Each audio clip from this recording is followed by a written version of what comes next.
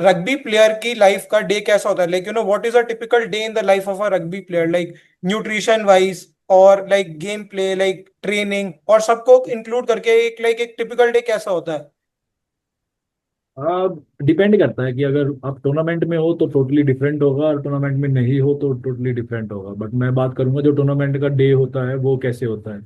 तो प्रॉपर एक शेड्यूल बन जाता है पूरे दिन का पहले ही, कि किस टाइम आपको उठना है, किस टाइम आपका ब्रेकफास्ट है, और डिपेंड करता है आपकी ट्रेनिंग के ऊपर। फॉर एग्जांपल हम जब नेशनल कैंप में होते हैं, हमारी 2 टाइम ट्रेनिंग होती है, सुबह शाम।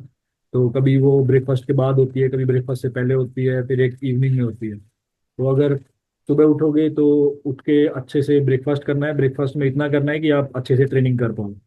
ब्रेकफास्ट में भी आपको लिमिटेड चीजें, ऐसा नहीं है कि आप कुछ भी खा सकते हो। वही चीजें खा सकते हो जो आपके लिए हेल्दी है, जिसको खा के आप ट्रेनिंग कर पाओ। तो वो ट्रेनिंग, फिर उसके बाद आप ट्रेनिंग करते हो। ट्रेनिंग में वही 2 से ढाई घंटे या 3 घंटे की ट्रेनिंग होती है, उसमें सारी चीजें इंक्लूड होती है, वार्म अप वगैरह।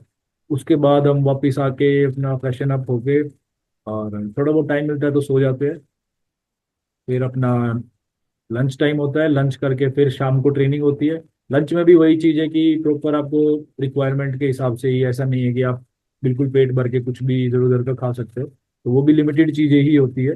अपना पूरा जैसे डाइटिशियन होता है नेशनल कैंप में, तो आप जाओगे तो आपका खाना ही उस हिसाब से अरेंज होता है कि आपको मिलेगा ही वो सब। उसमें से ही आपको उठाना है, उसमें से ही आपको खाना है क्या खाओगे। फिर वही इवनिंग ट्रेनिंग, और फिर शाम को जितना जल्दी हो सके डिनर करके सोना है, क्योंकि अगले दिन भी फिर हो सकता है जल्दी उठना ट्रेनिंग। पड़ सकता है।